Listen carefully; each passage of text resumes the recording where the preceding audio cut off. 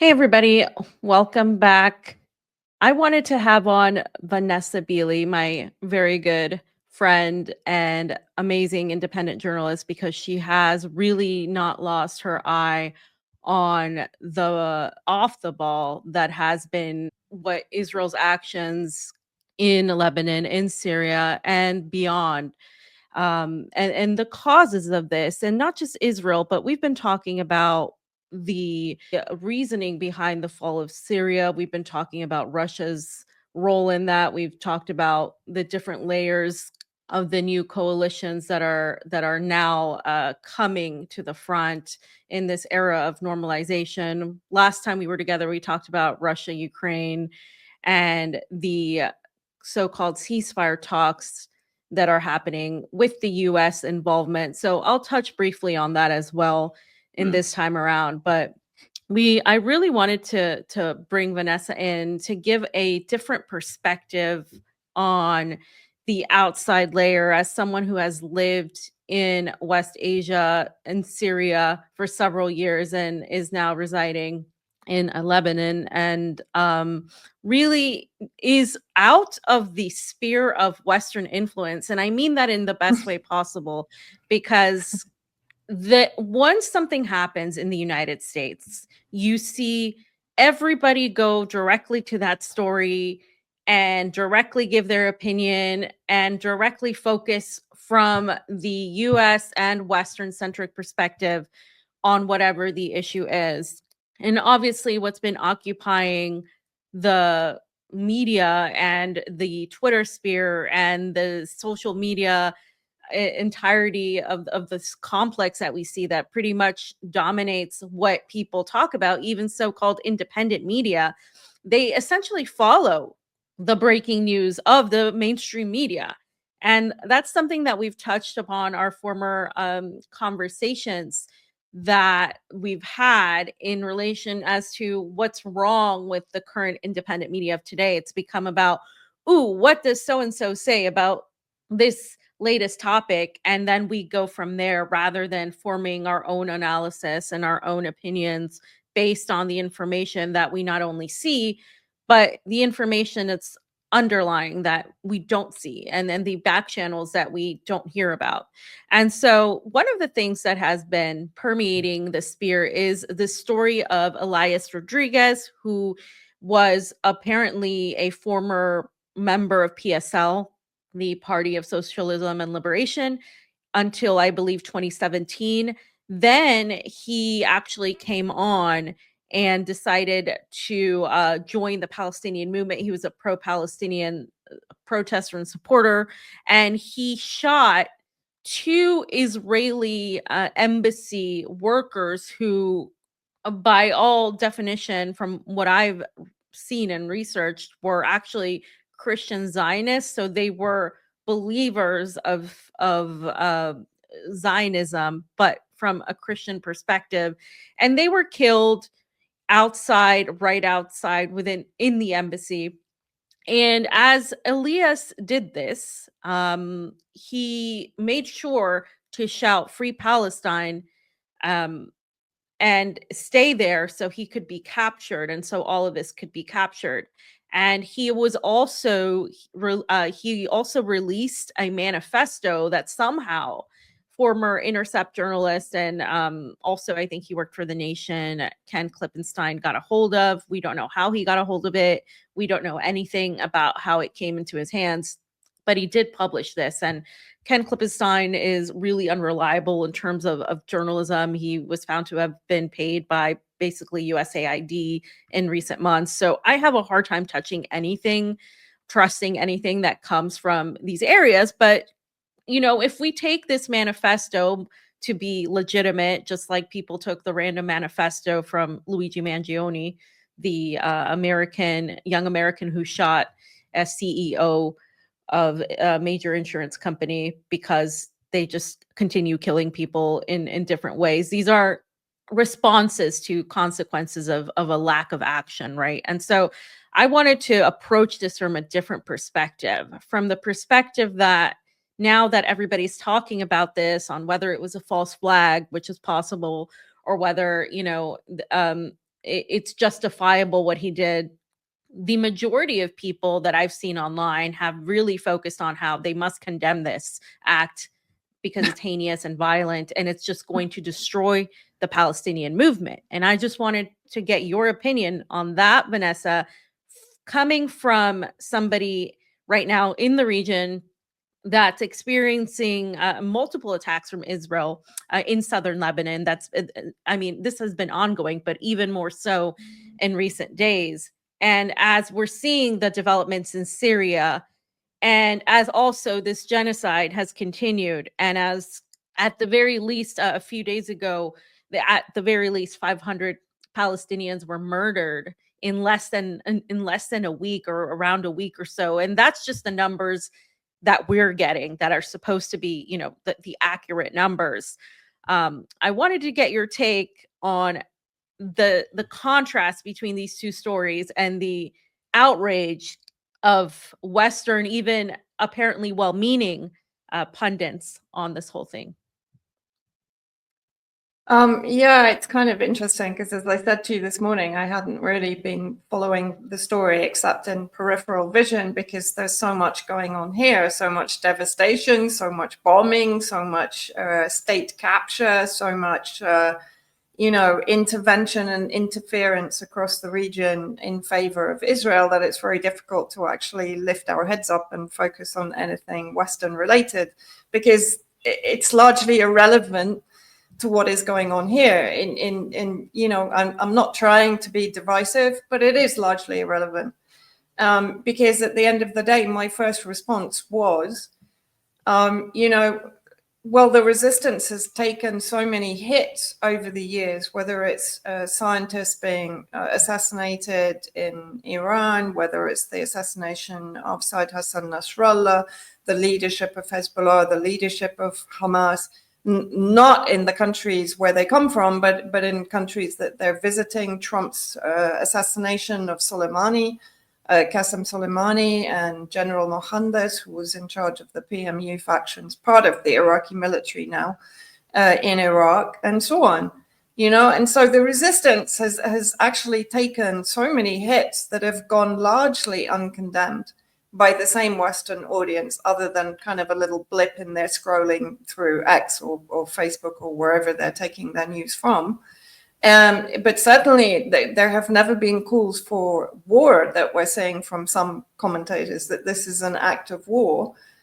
Well, hold on. Weren't all the acts for the last 100 years of murders of Palestinians? As you said, in 3 days, 500 Palestinian civilians were massacred.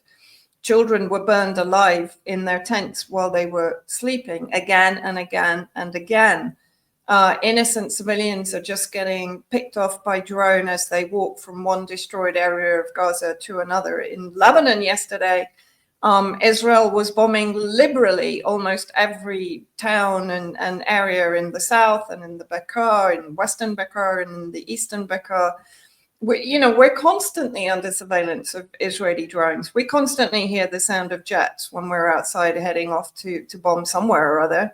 And that's despite the fact that we're supposed to be under a ceasefire, and Israel is effectively violating that ceasefire on an almost hourly basis. But we're not allowed to cry war. We're not allowed to cry, let's up the ante.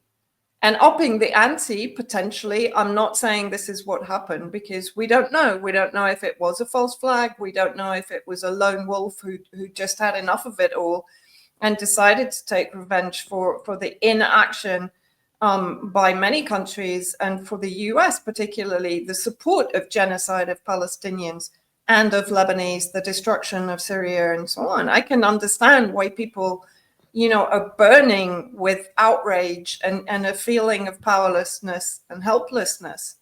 But we don't know which it is. We don't know exactly what the background and the context is to it. But I guess my reaction is why I don't think it would be an assassination on behalf of the resistance is because it's not high level enough. If they were seriously going to go after somebody from Israel, I would imagine they're not going to waste time, energy, resources, and bad PR on a couple of Israeli embassy workers. So actually, I would eliminate that from discussion.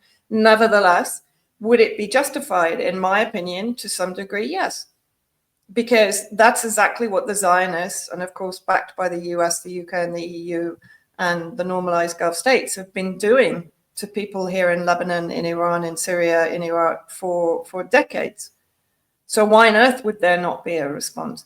And I think this comes down to the Western so-called peace left-wing movements who support Palestine and want an end to the genocide, but kind of crumble when it comes to supporting armed resistance or an actual decisive, effective response to Israel.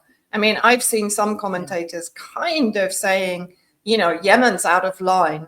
It's committing acts of war by targeting Israeli-occupied airports and creating effectively a no-fly zone. No, it isn't. It's acting under the Genocide Convention. It's actually adhering to international law and in trying to prevent and punish those that are perpetrating genocide. And so therefore, as you said, when the ball enters the Western sphere, it kind of gets completely distorted away from what it actually represents, away from whatever action taken by the resistance factions in whatever part of the resistance axis, what that actually means, what that action means, what it's in response to, what it is trying to achieve, right?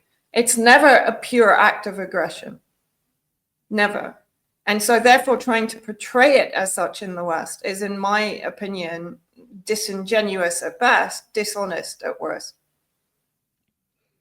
Yeah, it's a response, right? It's a response to everything that has been happening, even if we take this as being a legitimate response to, for example, what the lack of complete and total just action on from any major world government. I mean, but especially the United States. And this isn't the first time we've seen this, right? We've seen other acts of armed resistance or other acts of just extreme resistance before, with Aaron Bushnell, who lit himself on fire and as a military a person that felt guilty of participating in the US interventionism. And for the West, these acts and are just entirely just alien because they don't understand why they're being done. There's a lack of connection to armed resistance. And I think it's funny watching a lot of people who parade themselves as being so radical and so, whether it's the left wing or whether it's the, oh, I'm against all war, I'm against a war machine, I'm against this. But there's a lack of understanding of what it means to have armed resistance and the how justified it is to do that, to act in this way, in a sense, because we are at war. I think people are missing that point, is that we are at war right now in the world. We are facing a fascistic takeover, and it's not just akin to Israel. It's taken over so much of the world. There's so much of this idea of extremism, whether in Zionism and beyond, that's beyond the United States. It's not just in Western Europe. We've seen pockets of it in other places, and we are watching the resistance to that. And everybody that starts talking about Israel, it's like the one thing you can't talk about. It's like the one entity you can't oppose. You can have a job, you can criticize pretty much anything. But when it comes to Israel and Zionism, it is that protection.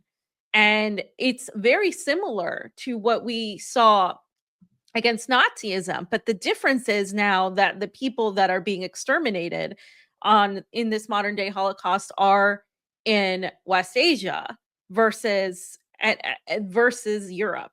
We're seeing the difference in treatment. That's obviously due to that in part, but it's also to the fact of years and years of propaganda and years of just being entirely brainwashed to think that this is something inherent in these people, that this is a religious natural thing that happens, and it has happened for generations and generations, that has existed. So this is the way they are, this is the way they always will be. This violence is just in that region, and that's what a lot of these commentators have grown up with. And when you don't understand Yemen's position is the only correct position, one of the only few correct positions we've seen, then of course it becomes, oh, this is just going too far, this is just far too violent. And this is why I think like part of the problem in the West is a lack of just evolution and understanding what is actually happening and what people are up against. And it's very enraging to see people who say they support the Palestinian cause fall back on the Western centric perspective of, oh, but not this way, not that way, while Yeah. Israel is committing multiple genocides and completely unjustifiable attacks at the same time. So I really I wanted to bring this up for that, not because I want to discuss the latest thing, that is so, it feels so far away from me as well, being here as well and seeing all of the things from the outside, and just seeing people obsess over it. But I think what I'm seeing now, which is a little bit of hope, is I've seen younger people say that it is absolutely justifiable, and they've been making videos and such saying, look what Israel has been doing and these are the consequences. And I hadn't seen that before. I think this is why it's so suspect anytime something like this happens, because Israel is extremely it has suffered PR wise, it has suffered this fallout from being this victim. And every single time the West has just manipulated everything to make them the victims. And for a lot of the Western audience, it's become so tiresome and so just like ridiculous to see the juxtaposition of what's actually happening before our very eyes. And what Israel is pushing, and what, you know, the media has attempted to push, which is why now you're seeing it become even almost profitable to talk about, you know, against Israel in media, to talk in a way that's manipulated, also controlled, captured in some way, about how, you know, the US needs to do more. But when it comes to armed resistance, this is something that will always be condemned by the United States, by the West, and by most who call themselves activists and stuff, because they can sit behind their captured cell of complete and total safety from ever being on the receiving end of the bombing. But if they were ever on the other side, if they were ever the ones seeing the drones, seeing the devastation in their neighbors and their houses, believe me, the majority of these people, it wouldn't happen. They wouldn't stand for it. But because it's still far away, they can say, oh no, but this is just not allowed, and we should all be focused on condemning this, and this is just going to set back the movement. You know, the movement is so much more than what their understanding of than the resistance. pro-Palestinian protest is. So no, you know, in a lot of ways the movement takes priority over the armed resistance, and that's completely wrong. It should be the other way around. And I think, you know, it reminds me of when I was in Gaza in 2012 and 2013, and I was speaking to young, particularly Palestinian females, and I was talking to them about the suicide bombings and the attacks during the first and second intifadas, for example, and talking to them about how, of course, the West condemned this. And their reasoning to me was very much, look, when you're living in a concentration camp and literally Israel is starving you as it is now, it's bombing you on a regular basis, it's shooting you, it's torturing you, particularly with women, they receive constantly absolutely disgusting text messages, very kind of lewd sexual connotations to those messages on a daily basis. It's all about eroding the dignity of these people on a minute-by-minute basis inside Gaza in particular, but also in the occupied territories. And as she said, you reach a level of desperation where you've got no exit route. There's no way out. The only way out is through Egypt, and that's under the control of the Zionists as well. You can try and go by boat, but you're going to get basically sunk by the Egyptian Navy or the Israeli Navy on the way out. So there's nothing. And so therefore you've left with the only way to avenge the cruelty and the ethno-supremacism of the occupying force is through any way you can find.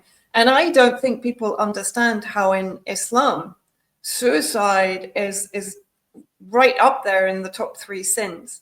So if you commit suicide, you're condemned to whatever, whether it's hellfire or however they perceive it. But it's a terrible thing for a Muslim to do, right? So if they're going to do this, that's a sign of the desperation point that they've arrived at. And that's something that people, again, in the West, Aaron Bushell understood it, right?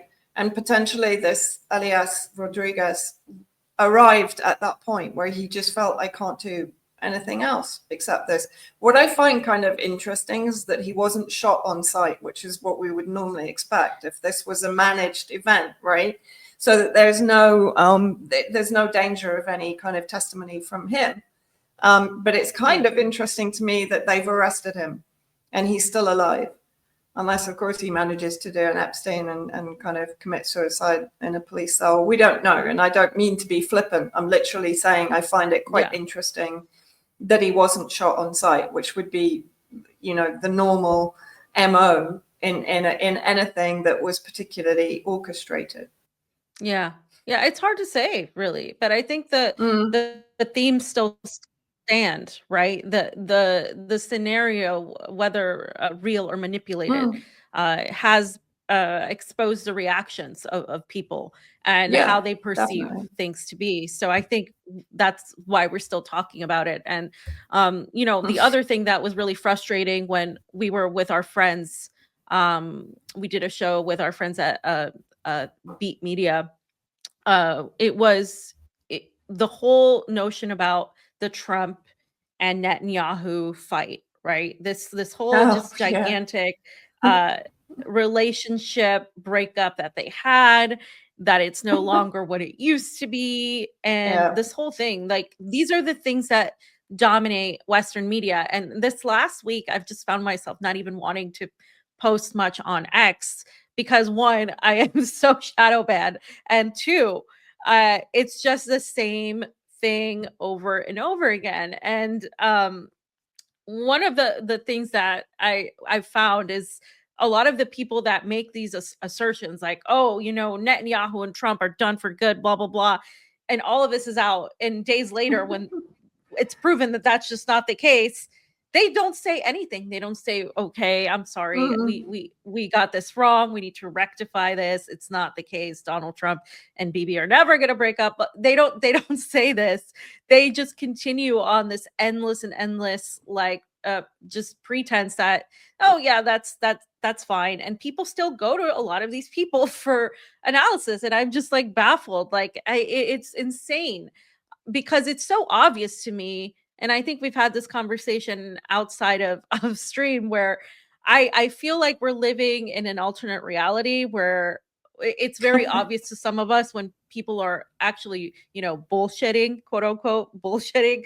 And then to others, they just, they take it for what they assume that people are just being genuine, or they don't care, or whatever it is. And it's become just difficult to do regular journalism and not be seen as some sort of like crazy person for or a bringing black up bill, or a black billed or anti everybody. It's like, no, it's just, there's nuance in everything, and people just want to be lazy and just get the simplified version of it.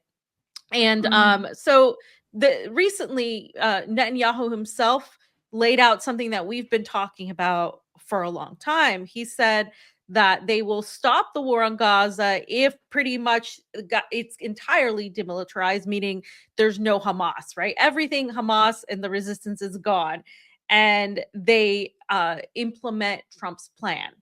And this is going right along to what we've talked about even before the so-called ceasefire came into place.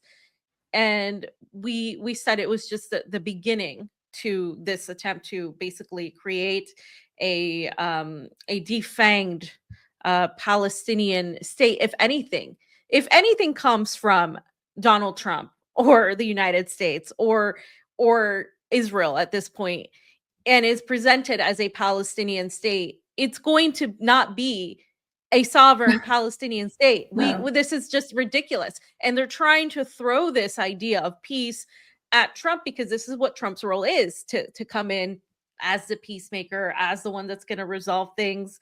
And that's all this is. This has nothing to do with Trump wanting peace or being an altruistic figure. It's all about the fact that this is his role, and he's going to continue implementing the Greater Israel Plan, pushing the Abraham Shields, which we've talked about before. This is exactly what the Abraham Shields asks, in addition to using the Gulf, as we have seen, and isolating Iran, and of course having Syria entirely be in pieces, pretty much aligns with everything that's happening now. What do you say about, I want your thoughts on this, what Netanyahu has said right after everybody's saying, oh yes, they broke up with Donald Trump. Well, I mean, I think we said on the Beat Media interview that, people forget to focus on the direction of travel. So they get very easily distracted by little emergency exits that get put in the road along the roadmap to what the US, the UK, and Israel are trying to basically achieve. And, I think we were saying very early on that this is a distraction. Even if Trump is a bit fed up with Netanyahu's attitude or whatever, or Netanyahu got a bit full of himself, which we know he did, because there was that video many years ago where he was saying how easy it is to manipulate the US. So we know that, we're dealing with a couple of narcissists, probably sociopaths in this environment. So of course they're going to fall out. But that doesn't mean that the direction of travel changes. And, what is basically happening since this supposed rift, has Trump stopped supplying weapons to Israel? No, of course he hasn't. Has he actually condemned the slaughter of civilians in Gaza that has increased since the so-called rift happened? No. He's basically green-lighted the Gideon's Chariot operation, which is destroying what's left of Gaza, pushing civilians into a smaller and smaller area that might eventually be described as a state.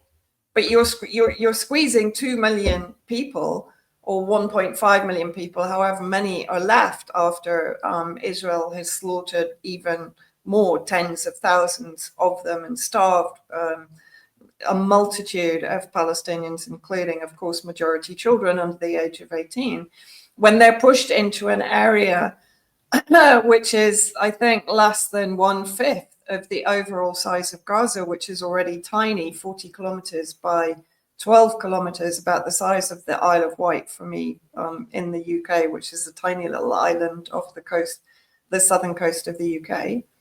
And is that then going to be declared a state when it's under the control of US private military contractors that are in control of the aid and assistance and food? And that aid and assistance and food can only be given once the approved Palestinians have gone through a facial recognition process. Is that a state? Is that the Netanyahu-Trump vision of a state? Yes, probably. And what also gets me is you then have someone like President Putin talking to Mahmoud Abbas, as far as I'm concerned, a complete traitor to the Palestinian cause, a stooge of the Zionist occupying forces, and someone who himself has done huge damage to the Palestinian resistance, particularly in the West Bank, who's now in Lebanon yesterday talking about disarming all Palestinian resistance factions in Lebanon. So, right, so he's not only undermining the Palestinian resistance in Palestine, he's here in Lebanon. And of course, there are, a million plus Palestinian refugees from various stages of the ethnic cleansing of Palestine by the Zionists, who belong to, or at least support, the resistance. And what he's basically saying, they should all be disarmed and dismantled. So he's going along with the Zionist US-UK plan to also debilitate the armed resistance here in Lebanon, to disarm them on the basis of, if the Lebanese government doesn't disarm Hezbollah, then there will be no funding from the IMF. There'll be no funding from Saudi Arabia or Qatar to rebuild Lebanon after Israel has destroyed it yet again. So what we're seeing at the moment unrolling across particularly Syria and Lebanon and, of course, Palestine is, as Jolani, the self-elected president of Syria and Al-Qaeda leader, and formerly with ISIS, backed by the US, the UK, Turkey, and Israel, and to some degree Russia, we can talk about that again. What is, as he said in 2015, they needed to cut off the hands of Iran. Now, the hands of Iran, as perceived by Jolani, but Jolani's perceptions are going to be coming from his handlers. So they're coming from Israel, Turkey, the US, and the UK. The hands are, of course, Yemen, Iraqi resistance, Syria, Lebanon, and Palestine. And that's effectively what we're saying. So what he said back in 2015, which we have to perceive as being a script being given to him by his handlers, is the cutting off of the resistance hands of Iran. Then what he talks about is this destabilization process, the fact that there are around 20 million Sunni and Kurdish factions inside Iran, like the Baloch tribe, that are also related or very much collaborating with Pakistan and Afghanistan, and who are controlled externally, that at any moment could be turned against Iran, because in his opinion, Iran can expand to this degree because it's stable, it's secure internally. But if that internal security and stability can be basically thrown into disarray, then that means it can't turn outwards, it can turn inwards only to protect itself. And I think, we've talked about this, all of this big talk from Trump, from Israel about direct aggression against Iran, I think is a smokescreen. I think what they're actually trying to do underneath the table is to begin this destabilization process. And that's the ultimate aim, is to destabilize Iran from within, not from without, because they know from without they're going to meet. They couldn't deal with Yemen. Trump had to backpedal on Yemen, right? Because he'd already lost $1 billion in 3 Super Hornets and drones, and basically, effectively, they'd done nothing. They hadn't even dented the Yemeni resistance that is still attacking even today the Ben Gurion airport in occupied Jaffa and the occupied territories, right? So they didn't do anything. It wasn't a drop in the ocean of preventing Yemeni action against Israel on behalf of the Palestinians. So how on earth are they going to manage a full-on war with Iran? They can't. And so therefore, I think all of this is a big distraction again. And I think the ultimate aim will be to try and destabilize it on its borders and internally. And I think that's where Jolani, while I don't think he's a long-term prospect for Syria, I think they will keep him on in some capacity to provide a figurehead for the Takfiri project, basically, whether it's in Turkey and then across country towards Iran and then inside Iran itself. And of course, they can weaponize the Kurds in Iraqi Kurdistan, but in Iran itself, and the Sunni Islam factions in Balochistan that have always sort of been a problem within Iran, although Iran has been trying very hard to kind of placate them and to do as much as it can to include them into the integral territorial Iran, basically, right? Mm-hmm. So I think what we're facing right now is this plan, and I don't think we should get distracted from it. You know, what is going on here in Lebanon? We're having constant visits from Morgan Ortagus, the US envoy, who is hell-bent on disarming Hezbollah. She demanded that they not be included in the government. Of course, they couldn't do very much about that because actually Hezbollah kind of has majority popularity here in Lebanon. If that fails, however, of course, what do? They push Lebanon into civil war, which again, it serves their purpose because it means that then the resistance is occupied internally in a war against their own people, which is actually the one thing that Hezbollah has been trying desperately to avoid. So the pattern is very familiar, but the problem is that people get so distracted by Trump's so-called falling out or his change of administration or the difference in messaging. But again, I just want to also point out the messaging that is coming out of Israel since this supposed rift, right? So first of all, you had the finance minister Smotrich saying, well, there's going to be nothing left of Gaza. We're just basically going to starve them. We're going to massacre them. We're going to exterminate them. Final solution. I think he did actually try to say that he would deprive them of water, but that received too much backlash. So that was kind of taken out of his statement. And then you've got Moshe Feiglin, another one of the extreme far right, basically saying, you know, our enemy is not Hamas, our enemy is the children of Gaza, because they are in the future going to be the resistance. So we have to murder all the babies. So they're not even hiding what they want to do anymore, you know. So if this is a rift between Netanyahu and Trump, even if Netanyahu were to go tomorrow, who's going to replace him? It will be someone far more extreme than him. That's the problem. It doesn't make any difference. That's what I'm trying to say. The roadmap is the same. And Trump is only kind of chucking a few distractions in there. And also so the US can be seen to be wringing its hands over the genocide and the starvation, but not actually do anything about it. It can just give itself a little bit of plausible deniability, but in private, give Israel the green light to carry on. That's what's happening. Yeah. And I've always said, show me when the US stops funding Israel. And then I'll believe, and when it rids itself of AIPAC, and pretty much the entirety of Congress is in one way or another connected to AIPAC. And when it actually changes course, that's, you know, follow the money, because that's how the US functions.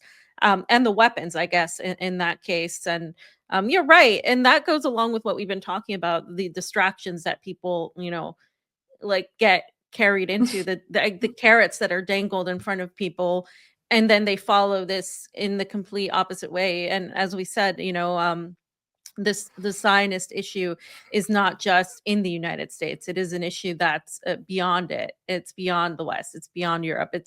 It's an issue where we can talk about the lack of action in countries that should have taken this action. And we're talking about, for example, like we brought up in our discussion with BetBeat Media, the China and Russian factions that are very powerful, that are rising and supposedly want to present this idea of a different world than the unilateralism. And simultaneously, what we're seeing is that we can't really have something that is equitable. We can have something that has new emergence of power.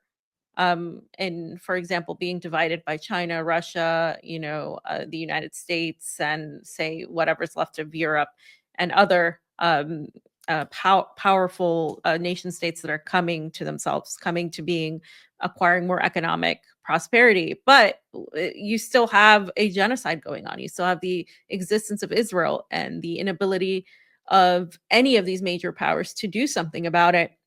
And then you get to the question of Yemen and how Yemen has, as you said, been really making the United States and Israel feel the hatred or the response towards the Palestinian people. I mean, the only one of the only factions really that has been doing what's necessary.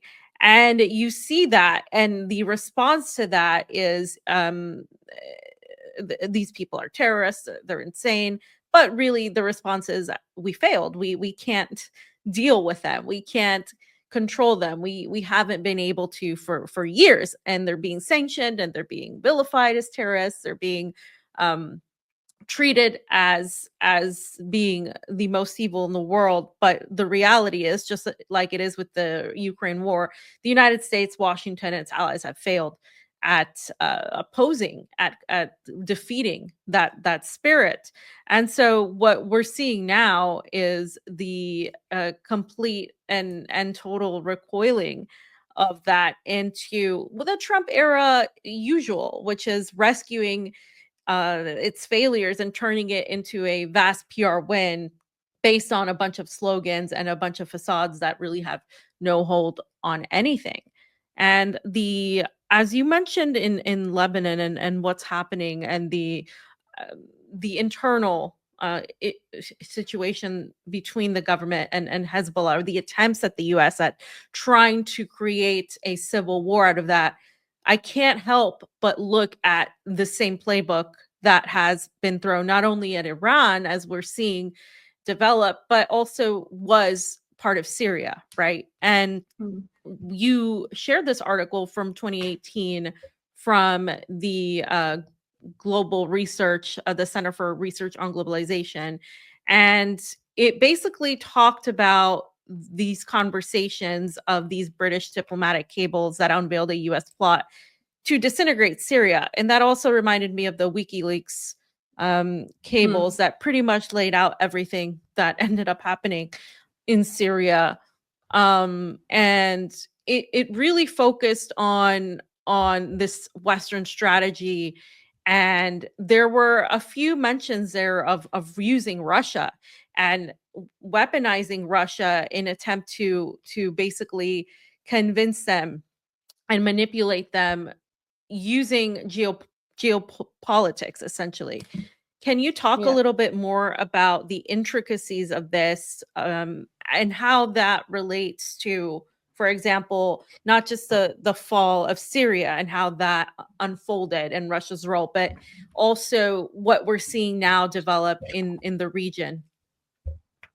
Yeah, I mean, this cable came to mind because in recent days it's become, or weeks, it's become very apparent that the British are trying very hard to, one, regain a footprint in the region, and also to prevent the slide of the Sykes-Picot divisions that were very successful for the Western neo-colonialists for a long time, of course, and that were gradually getting completely erased by the unity of the resistance across all the resistance axis, including Syria, of course, which was central to that resistance spine, if you like, that went from Iran to Palestine.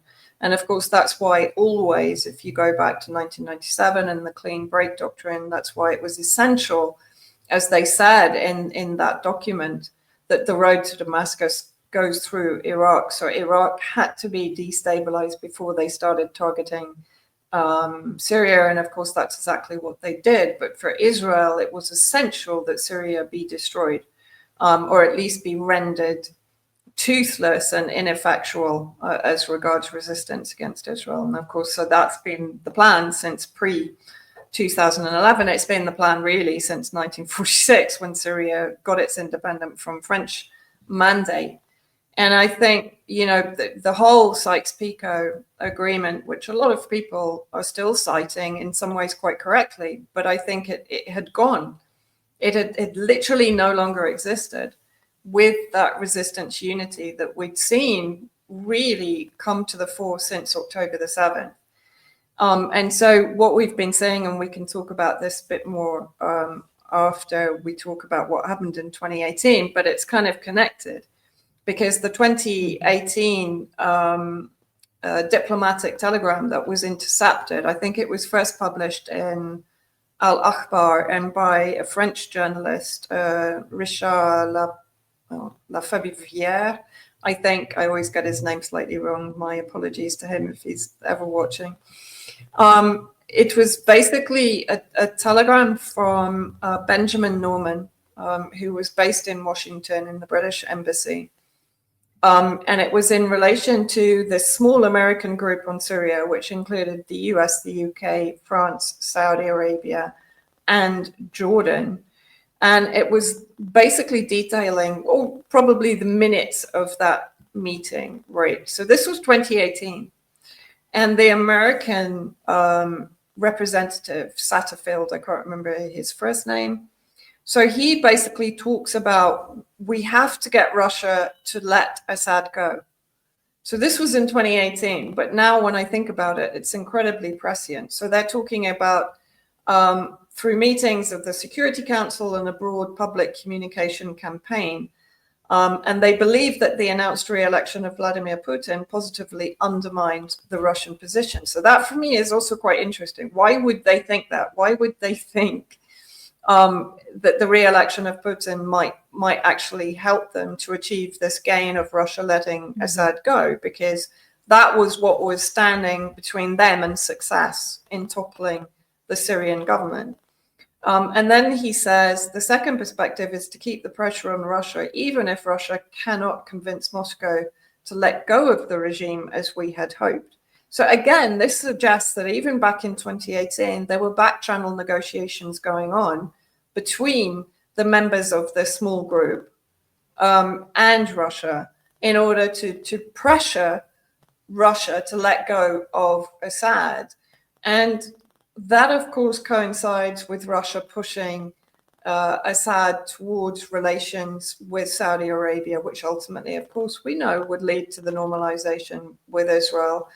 And we also know that Assad deeply frustrated Russia because he wouldn't come into line with the strategy of Russia that has become more and more apparent since the fall of the Syrian government last year, right? But I do find this kind of interesting. I mean, I registered this report back then in 2018, but I kind of interpreted it at the time as it being a UK-led project to basically get Russia to uncouple from Syria and uncouple from its support, historic support, both as the Soviet Union and as Russia, of Syria and of the presidents Assad, Hafez al-Assad and Bashar al-Assad. But now I read it in a slightly different light. I read it in the light of the events from 2018 onwards, and particularly what culminated into an international coup in December 2024, just as Hezbollah and Israel had inked the ceasefire agreement, Syria fell. So, and I remember at the time saying, this is happening for a reason. It's not hugely to Israel's benefit to have a ceasefire right now. It certainly wasn't really to Hezbollah's benefit, although I don't think they had any choice at the time. And then it became so apparent because literally within hours of the ceasefire, the attack on Aleppo began. And so, you know, I think it kind of confirms, sadly, my worst suspicions that Russia was involved in the potential for a change of government in Syria for some time. And I actually remember back in, I think it was 2017, meeting with someone who was working very hard on changing the constitution in Syria. He was Russian. And I remember him telling me at the time, I can't give his name because I don't want to, break any confidences, because it was we had a conversation off the record. And I remember him saying that Russia then was getting particularly frustrated with Syria because it wasn't changing the constitution as Russia had requested. And so it does make me wonder whether Russia was not, even back 2017, 2018, certainly in negotiations with the West and with Saudi Arabia over whether Assad should stay or not. And then coming forward, of course, it perceived that it would be not to the advantage of Russia to remain in Syria with the looming coup, with Assad's perceived intransigence, with the economic disaster that had been brought in by Trump. But it's also interesting for me that they waited for Trump's election. So clearly they saw, even if they were having back channel negotiations with perhaps intelligence in the States and in the UK, they waited for Trump to be elected before anything was put in motion. I'm reading what happened, right? So I'm quite happy for people to argue with me and say I'm wrong or whatever. It doesn't matter. But I'm trying to read the pattern of the events from 2017 forward until 2024, when suddenly it appeared that Russia just suddenly threw its hands up and said, we can't deal with this anymore, and left. That didn't make sense to me, because Russia doesn't move like that. It doesn't move fast and impulsively at all. Yeah, they don't. And that's the thing. Like, what we said in the last podcast we were on, we said it's become impossible to give some sort of different opinion other than complete and total adoration for Russia or China. We can't do it. And as someone who actually has been here, I've talked about, we've had this conversation about the pragmatism and in Russia, and how this government functions in very diplomatically out front, and everything you just mentioned not only makes sense according to the way they've governed for a while, but also just according to everything that's developed. And again, people can have their criticisms or their different opinions, but it's always like, why are you going after Russia? You're not going after Russia. You're presenting a viewpoint as to what are facts and evidence that has already happened to really form a different perspective than people have been allowed to talk about. And one of those gigantic elephants in the room is the Israeli-Russia relationship that has existed for a very long time. And it's something that I don't know why pretty much almost no one talks about, as if it doesn't have any weight on the actions of the government and how it acts towards, for example, its allies in the Middle East or in West Asia. We're talking about Iran. We're talking about their relationship with the global South in general. Sure, it's there, but it is also there with Israel. And we've touched on this before.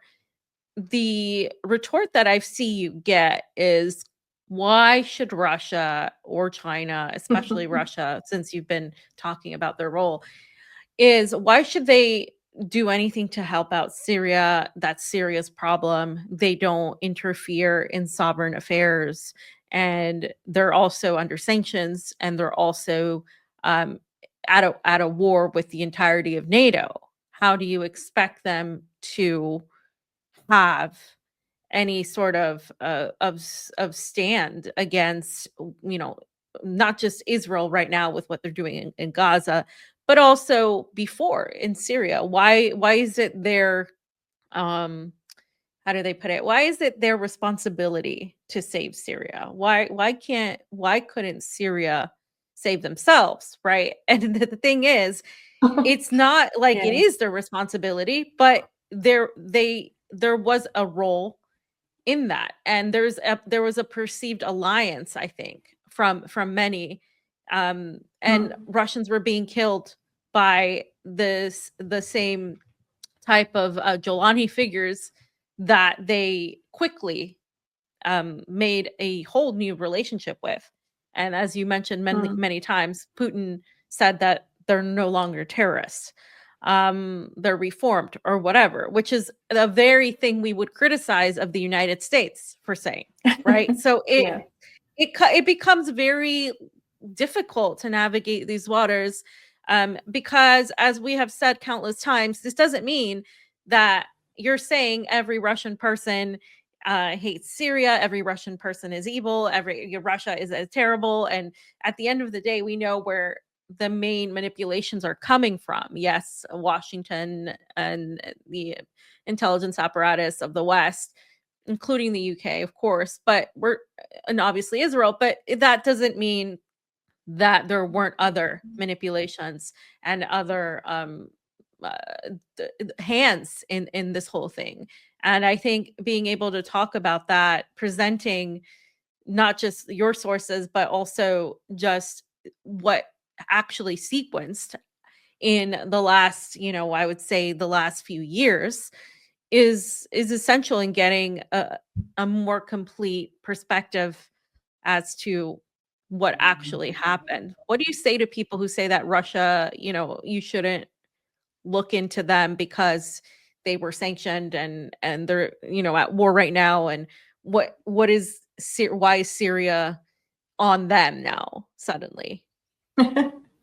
Well, I think, first of all, it has to be clear that Syria, and a lot of people don't like me saying this, but they came very late to support Syria. They came only in September 2015, after discussions with General Qasem Soleimani from the IRGC, who effectively persuaded Russia that it was in their interest to intervene and at least fight against the terrorist factions that were, at that point, I think the Syrian Arab Army was fighting on more than 100 fronts, and it was collapsing.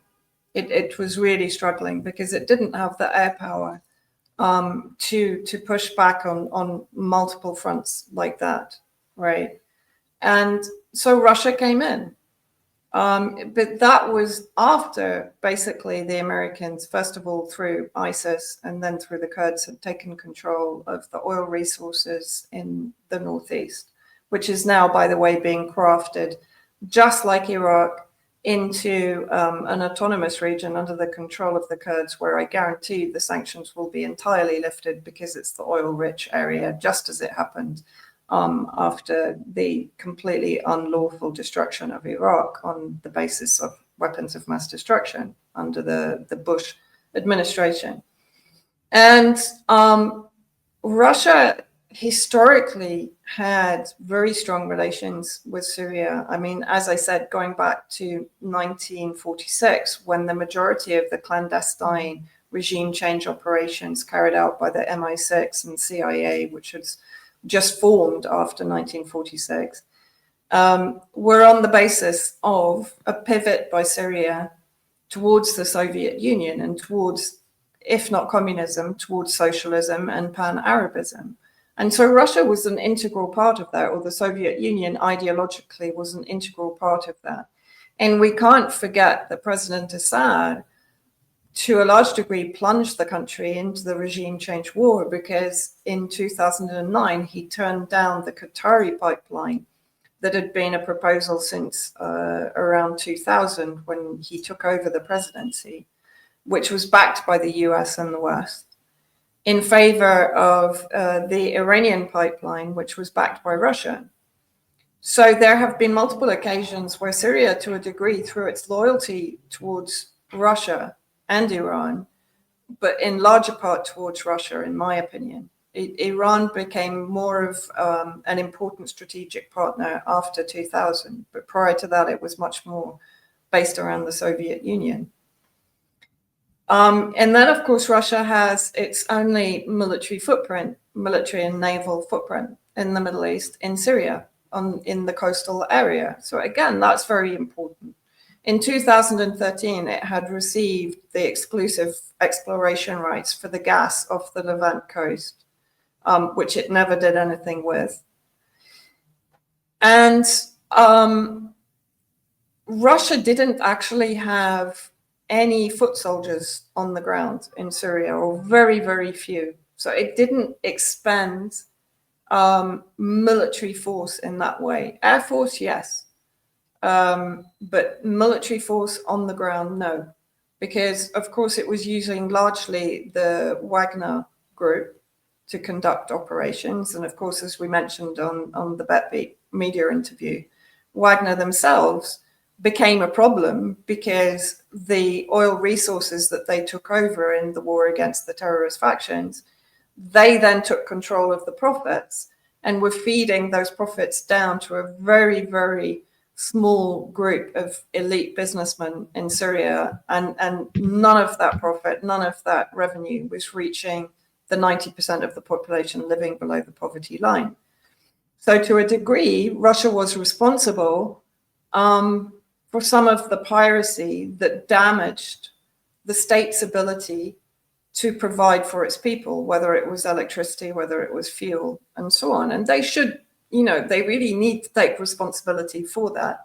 And the thing is that the Russians on the ground, as you rightly say, because we're talking about this, it doesn't mean that I'm anti-Russia or I'm anti-Russians, because there were actual Russians on the ground, whether they were military, whether they were involved in cultural events and associations, or in intelligence or reconciliation, who told me we're interfering too much in Syria. Like we shouldn't be here. We shouldn't be affecting the actual sovereignty of this country in the way that we are. And the biggest reason that people say to me, well, why should Russia have done anything, is because they claim the Syrian Arab army surrendered. And I keep trying to explain to people, I'm actually kind of reaching frustration levels on this. How can you possibly think that an army that is the Syrian people, that fought for 14 years on a salary of $20 a month, and in many cases were in isolated areas, totally suffering from deprivation and starvation, no electricity, no water, no food. I have a million stories of soldier friends of mine who told me for one winter they were eating nothing but the onions that they could find from last year's harvest. That was it. That was there. And, so it doesn't make any sense to me that those same soldiers who went through indescribable hardship to fight for their country for 14 years would suddenly just throw their arms down and throw their hands up in the air and say, like, stuff this, I'm going. Knowing that those same groups that were taking the territory in 2024 would massacre them, would massacre their families. Yes, you could argue they were tired, but ultimately it was a mass internal betrayal that had connections and links to the Russian command inside Syria, right? And as I keep saying, please, if someone can explain to me how HTS Al-Qaeda convoys could move from southern Aleppo across completely open ground, it's literally like desert or plain territory, no mountains, no crags, nothing to hide behind.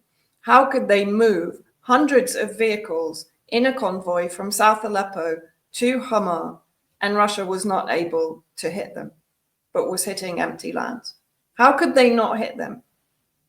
Right? I mean, you have one of the most sophisticated air forces with some of the most precision missiles, but they didn't.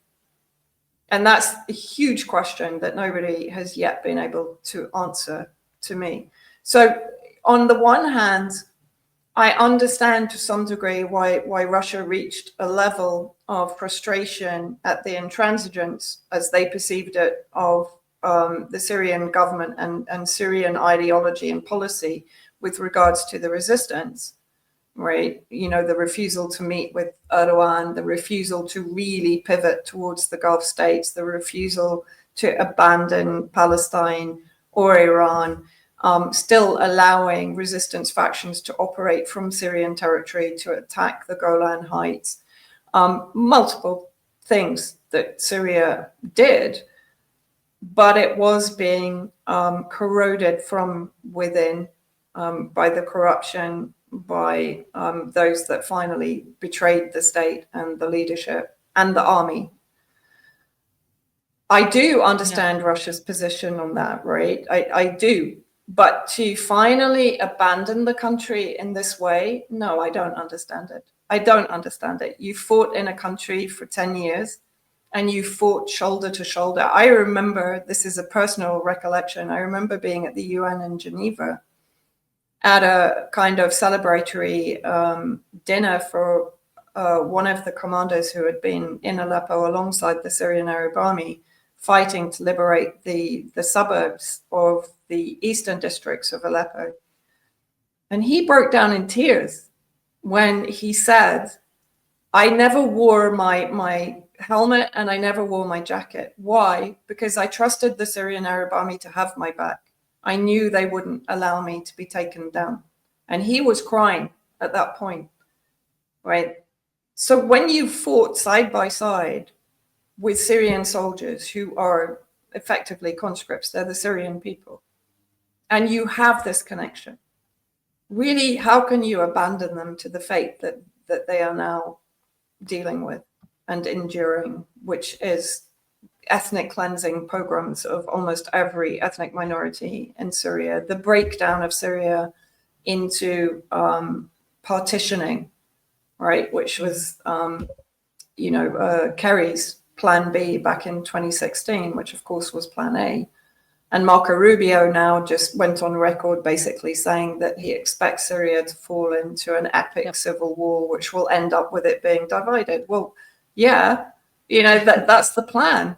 That's the plan going back to 1997 and the clean break doctrine. So how could Russia leave Syria to that? I could understand that it could leave on the basis that there would be a coalition government, that Assad would stay for the 6 months that were agreed, and that he would oversee the creation of a coalition government that represented all factions within Syria. Yeah, I could understand that. I could even understand a military coup with the backing of Russia, if that's really what they wanted. Do you know what I mean? But I don't understand the opening of the floodgates to Jilani, Al-Qaeda, and to Turkey and Israel and the US and the UK and the Gulf states and every single state that invested in the massacre of 1 million plus Syrians over the last 14 years. No, I don't understand that. I don't. And I don't find any excuse in my head for that. Yeah, and if we're talking about vulnerability, I mean, again, I go back to Ansarallah, I go back to Yemen. They're extremely vulnerable, and they still fought. And that then we go back to the whole, when you talk about the Soviet Union and you talk about the relationship with Syria, Russia under the Soviet Union was a different one than with this government, because we've talked about it. This government comes from a more pragmatic, capitalist, economically driven approach, and that's all well and good, but people somehow seem to have a different idea about what it is and what they want it to be, rather than what it actually is. And we've talked about this, I think, endless times. And this also relates to the Russia Ukraine ceasefire deal and the United States litigation in it and its mediation in it, because how that is going forth really actually exemplifies your point. And I want to that's one of the last things I want to touch on, actually, is how that is going, because as you mentioned, how could Russia do that? Well, there are things suggesting that there is some desire to normalize relations with several factions, including the United States. And we are seeing that approach. It was actually verbatim stated by the Kremlin that Russia seeks to normalize relations with the United States. They actually stated what we have been saying for months now. And this came out of the most recent 2-hour and change telephone call between Donald Trump and Vladimir Putin, where they both said the conversation went really well, that all of this is good progression. And people say, well, this could just be, just political exposition. It could just be PR. But Russia doesn't really do that kind of PR. That they don't really do that. When they yes, they do diplomacy and political talk like every other country, absolutely, for sure. But when it comes to what they're saying, if they don't agree with something, they're just gonna they're gonna present it in a very diplomatic way, but they're still gonna present it. And everything we have been hearing from the Kremlin, from the Russian foreign ministry, from Lavrov, from Vladimir Putin, from Dmitry Peskov, who's the spokesperson, has said that Russia has been interested in resolving this, period. That may differentiate from what the Russian military wants or the military contingent. We know this, as you mentioned, Wagner. There are differences in the approach, just like there are differences within every nation state that exists between different factions. The military in Russia are a lot less forgiving of Ukraine and the US. They want to continue. They have no reason to stop. They are winning battles militarily. They are fine in continuing, and they don't buy what the U.S. is selling them, and as they shouldn't, because we all know where that will end up anyway. But when it comes to the Kremlin, when it comes to the center of the Russian government, as you mentioned, there is this interest in opening up diplomacy, and they did that with Giuliani.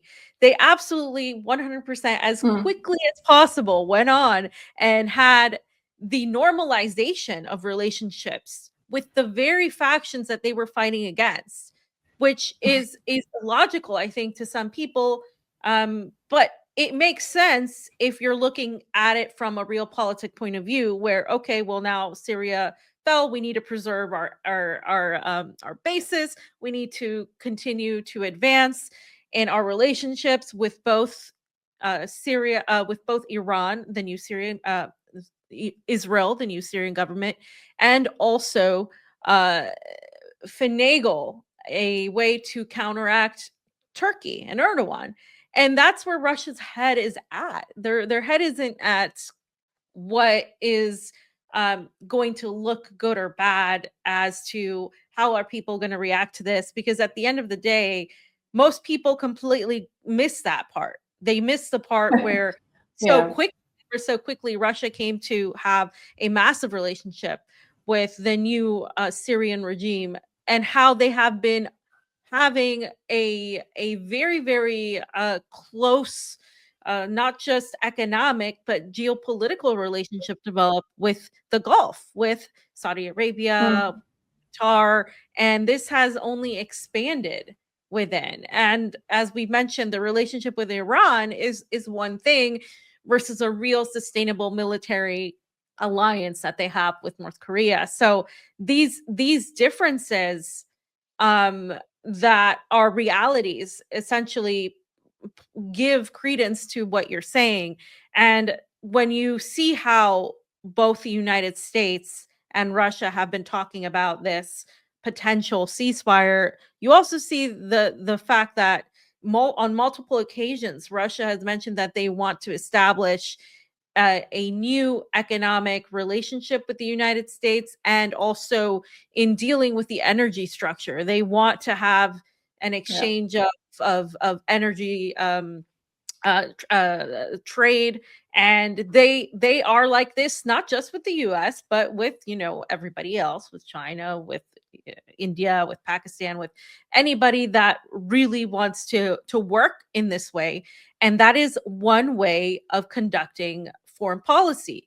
It is not necessarily bad, and it's better than, I would say, the United States has been doing, but it's still ignoring. It's still not an ideological alliance type of sentiment that they're operating under, and it's just very real in how these things are developing, and how, for example, Ukraine, it was completely pushed out of the picture, right? Like, Trump is acting like he's a mediator here, but we know well and good who started the Russia-Ukraine war. And I don't believe for a second that Russia doesn't know that.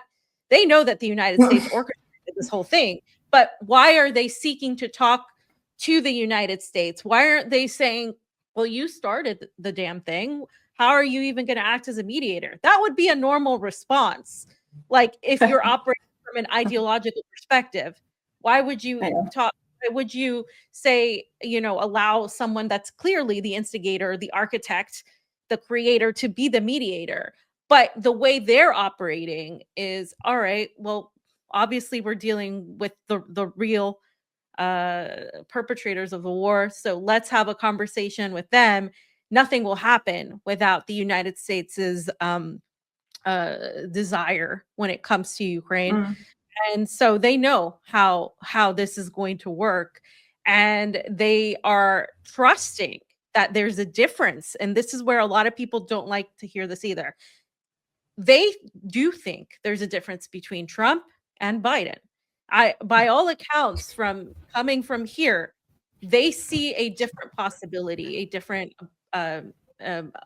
chance in solving the crisis with the Trump administration. It's not just Russian media that we have seen echo the sentiment, but it's a lot of analysts, a lot of just the political contingent within Russia and the surrounding areas that have said, oh, with Donald Trump, things are better. And these are the same words that have been echoed by Putin, by Lavrov. Oh, Donald Trump is serious about this, that they really truly want to end the war. And you would think, well, there's no way they're that, that they're that like ridiculously daft to think that this is actually a difference. But it's not that they're daft.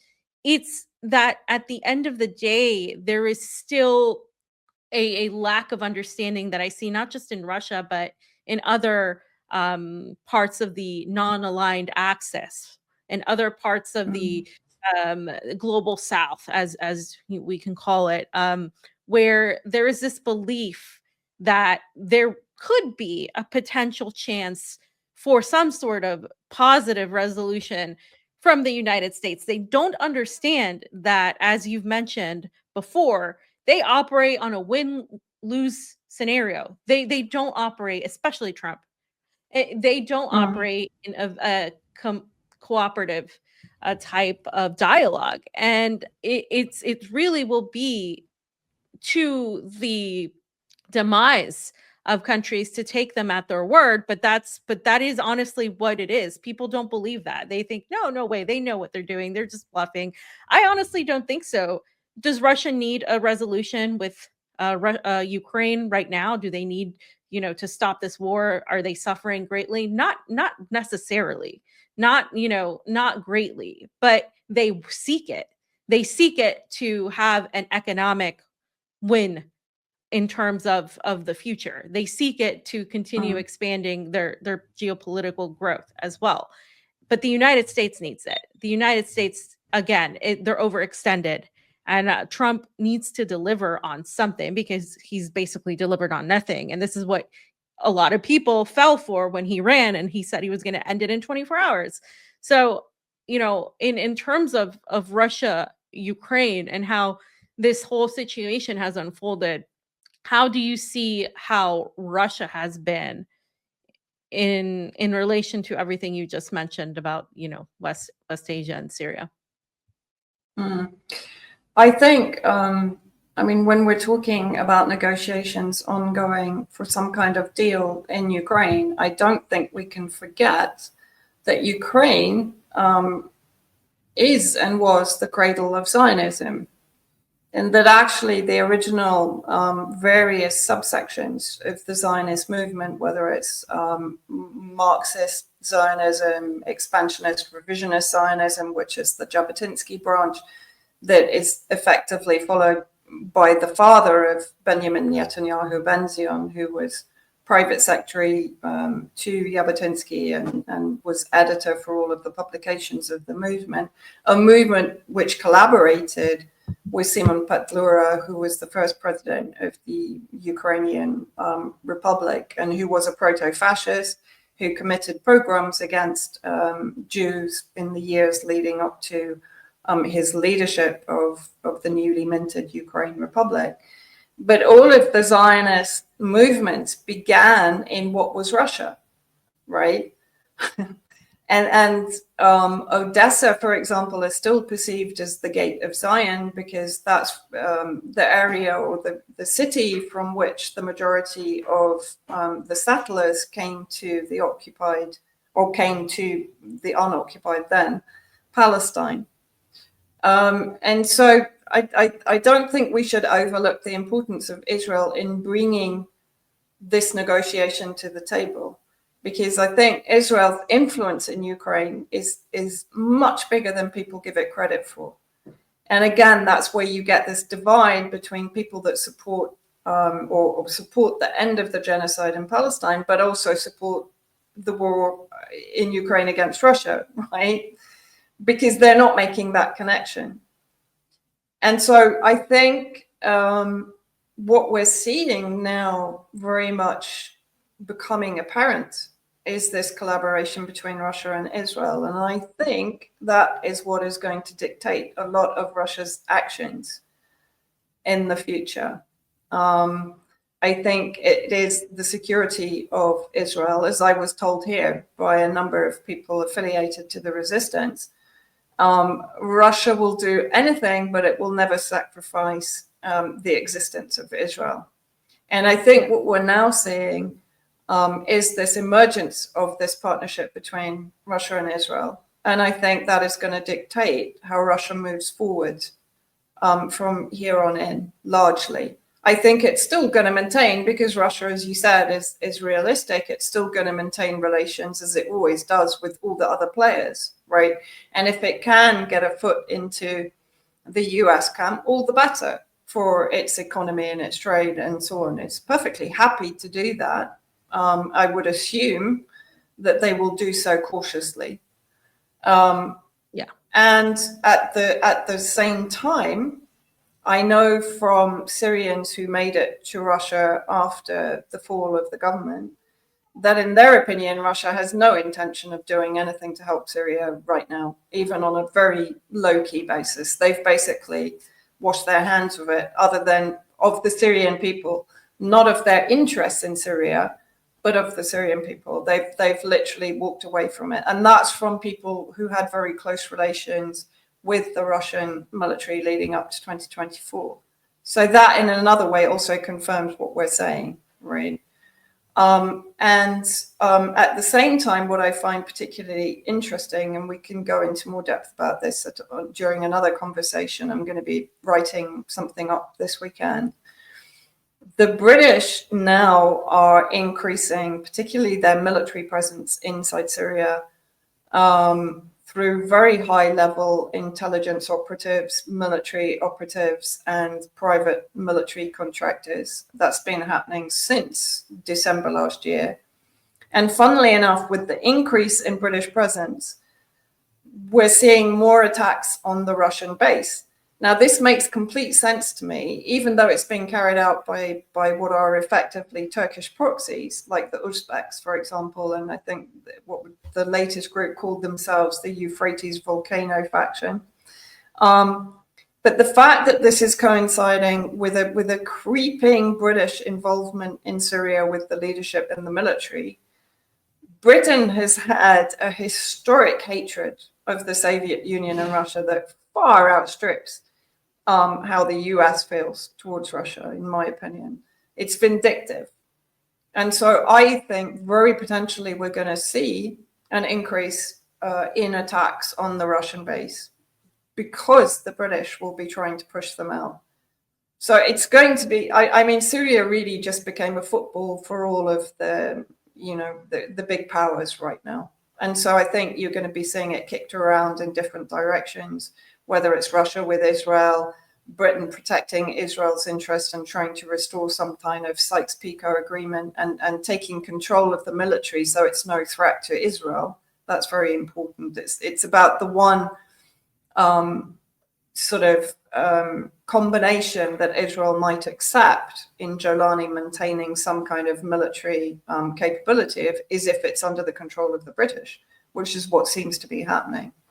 The Kurds in the northeast, Turkey again trying gently to expand its influence and so on. We're going to see a lot of changing and shifting roles and partnerships. But the one that I think you can absolutely say categorically is the British will try to get the Russians out. Which is crazy, because then it's like there's a loyalty to Israel on either end. Yeah, And so basically, Israel, yeah. I mean, Israel comes out winning out of this whole thing regardless, which is, Yeah. it's just mind numbing to me. This is why we have people.